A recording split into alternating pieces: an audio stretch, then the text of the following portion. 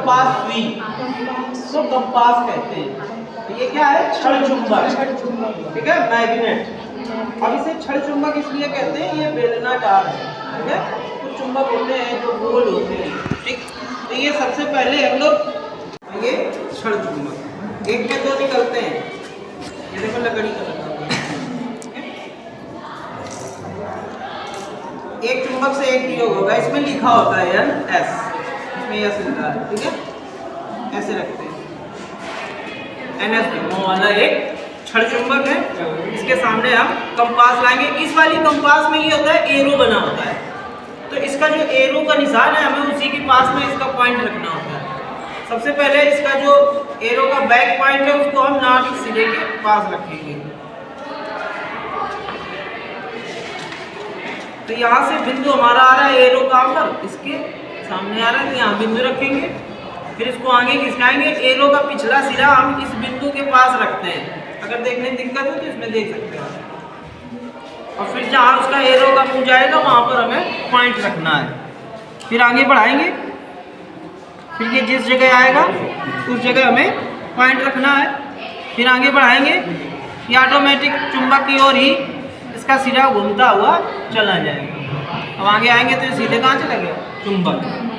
अब इनको देखो, ये चुंबक एक बार रख देना है स्थिर, ये हिलना नहीं चाहिए, नहीं तो चुंबकीय बल रेखा हमारी गलत हो जाएगी।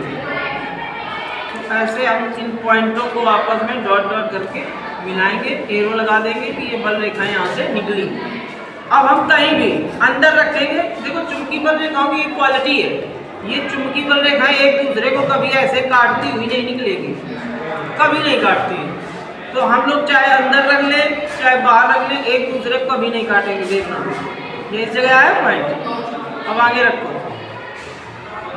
उसको नहीं काटेगी, उसके स्पर्श करके निकल सकती है, नज़दीक से निकल जाएगी, बट एक दूसरे को कभी नहीं काटेगी, ये ऑटोमेटिक घूम जाएगी, घूम गई। अब इन बिंदुओं को हम लोग मिलाएंगे कि नॉर्थ से निकल रही है और वक्र बनाती हुई साउथ में प्रवेश कर रही है, ऐसे जा रही है। देखो अगर इससे बाहर रखोगे तो ये बाहर बाहर चली जाएगी।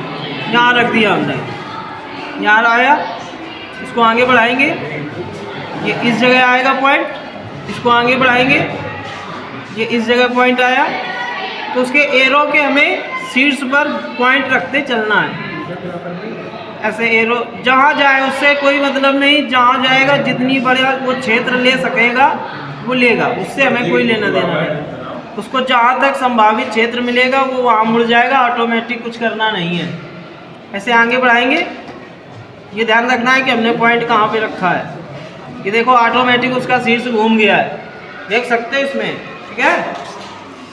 अब इसको हम मिलाएंगे डॉट डॉट लाइन, और ये वर्क आपको पेंसिल से करना है, ठीक है। ये हमने इसको ऐसे मिलाया, ये एरो लगा दिया। अब ये चुंबकीय बल रेखा है, इस साइड से भी हम लोग खींच सकते हैं, यहाँ से भी खींच सकते हैं, दोनों तरफ। यहाँ आया पॉइंट, आगे रखेंगे, इस जगह आएगा, आगे रखेंगे, इस जगह आएगा, इसमें रखेंगे, ये आ गया साउथ में। ये दोनों तरफ से चुंबकीय बल रेखाएं खींची जाती हैं, जैसा कि आपको लेसन में पढ़ाया गया है। और एरो बना देंगे कि ये बल रेखाएं कहाँ से भी गुजर रही है, बहुत सारी खींची जाती हैं। ये बल रेखाएं ऐसी भी जाएंगी, ऐसी जाएंगी, ये बल रेखाएं ऐसी भी जाएंगी, ऐसी, जरूरी नहीं मिले ये बाहर चली जाएंगी। बल रेखाएं ऐसी भी जाती हैं, बल रेखाएं ऐसी भी खींची जाएंगी, कहीं से भी निकल जाए उसे नहीं मतलब हमें, किसी भी तरह की बनेगी। ये बल रेखाएं पता है क्या प्रदर्शित करती हैं कि इस चुंबक का प्रभाव चारों तरफ कहाँ है और किस प्रकार का है, कितना प्रबल है।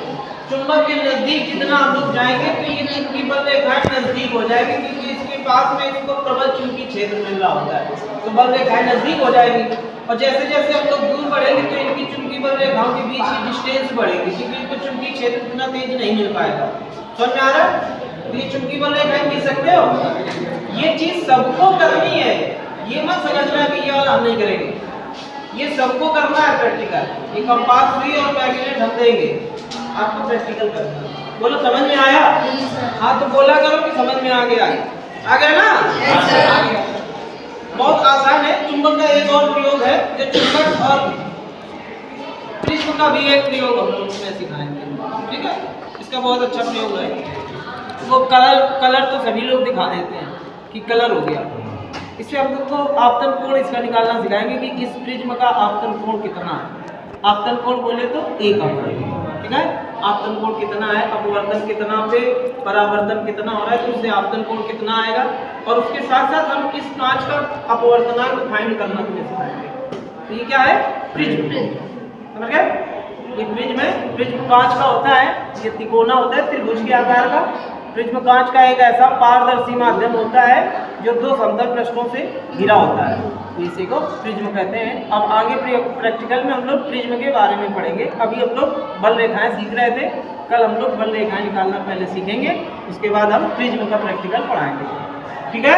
समझ में आया, ये कर लोगे, ठीक है।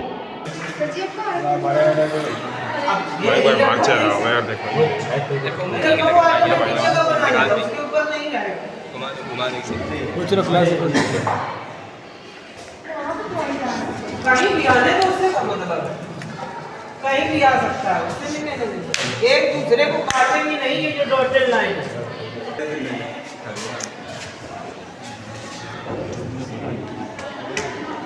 खींचो खींचो, आगे आगे और रखो कंपास। हाँ कंपास रखो, कहीं भी रख देंगे। कंपास के शीर्ष में इसको मिलाना है।